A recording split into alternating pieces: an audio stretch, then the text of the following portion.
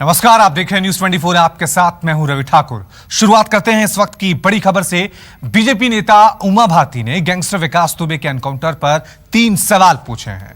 उमा भारती ने ट्वीट किया है और इस ट्वीट के जरिए उन्होंने 3 सवाल पूछे हैं और कहा है कि यही सच्चाई तो सामने आ गई कि भगवान महाकाल ने देवेंद्र मिश्र जैसे ईमानदार पुलिस अधिकारी के हत्यारे का संहार कर दिया। अब 3 बातें रहस्य के परत में हैं। पहली बात उन्होंने लिखी है कि वो उज्जैन तक कैसे पहुंचा।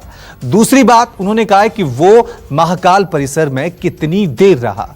और तीसरा सवाल जो उन्होंने उठाया है कि उसका चेहरा टीवी पर इतना दिखा कि उसे कोई भी पहचान लेता तो उसको पहचाने जाने में इतना समय किस तरह से लगा। उमा भारती ने विकास दुबे के एनकाउंटर के बाद ये 3 सवाल ट्वीट करके उठाए हैं। एक तरफ उन्होंने कहा कि महाकाल ने अच्छा हुआ कि इस दुर्दांत अपराधी का संहार कर दिया, लेकिन उसके बाद उन्होंने जो 3 महत्वपूर्ण सवाल उठाए हैं वो ये कि वो उज्जैन तक किस तरह से पहुंचा, वो महाकाल परिसर में कितनी देर रहा, और साथ में उन्होंने जो तीसरा सवाल उठाया है कि उसका चेहरा टीवी पर इतना दिखा है फिर भी उसे कोई क्यों नहीं पहचान रहा था। चलिए इस खबर पे और ज्यादा अपडेट के लिए अब सीधा रुक करते हैं हमारे पॉलिटिकल एडिटर रमन कुमार का। रमन, एनकाउंटर पर सवाल शुरू से ही उठ रहे थे, लेकिन अब बीजेपी के अंदर से भी सवालों की बौछार होने लगी है। उमा भारती सवाल उठा रही हैं, उज्जैन तक कैसे पहुंचा विकास दुबे। 3 सवाल उन्होंने उठाए हैं। इन सवालों के मायने क्या हैं?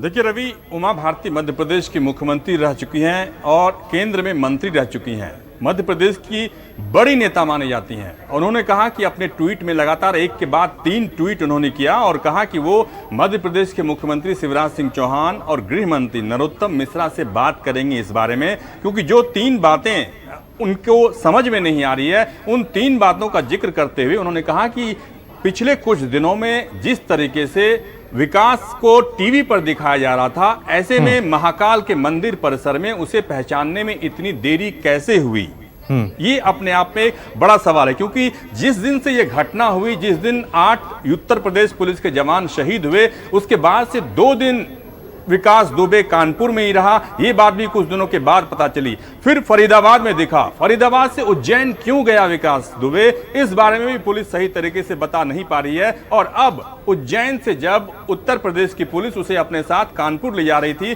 तो कानपुर में मुठभेड़ हुआ और विकास दुबे मारा गया। लेकिन अभी तक जो उज्जैन मंदिर के बारे में उमा भारती ने सवाल उठाया है, उन्होंने सवाल ये उठाया है कि आखिरकार ऐसी परिस्थिति जो सामने आई, उस परिस्थिति के बाद ये सबके मन में उठता है कि वह उज्जैन तक कैसे पहुंचा। जो सवाल हम लोग भी न्यूज 24 भी लगातार पूछ रहा है कि आखिरकार फरीदाबाद से उज्जैन वो कैसे गया। कई राज्यों की सीमा इस बीच में पड़ती है। आखिरकार पूरी तरीके से ये प्रचारित होने के बाद भी कि उत्तर प्रदेश पुलिस की तरफ से वो मोस्ट वांटेड है, उस पर 2.5 लाख का इनाम है, किसी भी राज्य की पुलिस उसे गिरफ्तार या रोक क्यों नहीं पाई और वो सीधा उज्जैन महाकाल के मंदिर पहुंचा, क्योंकि वो महाकाल का भक्त था और इससे पहले भी हर एक साल वो महाकाल जाता था। ये बात उसकी मां ने स्वीकार किया है। ऐसे में महाकाल को किस लिए उसने चूज किया, किस लिए वो उसने कोशिश की कि महाकाल में ही वो आत्मसमर्पण करे, इन सारी बातों के बारे में उमा भारती ने सवाल उठाया है, जिसका जवाब आना चाहिए।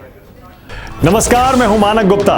अगर आपको हमारा ये वीडियो पसंद आया हो तो इसे लाइक और शेयर जरूर करें, और हां, हमें सब्सक्राइब और फॉलो करना ना भूलें ताकि आप देश और दुनिया की कोई खबर मिस ना करें। तो जुड़े रहिए हमारे साथ और देखते रहिए न्यूज 24।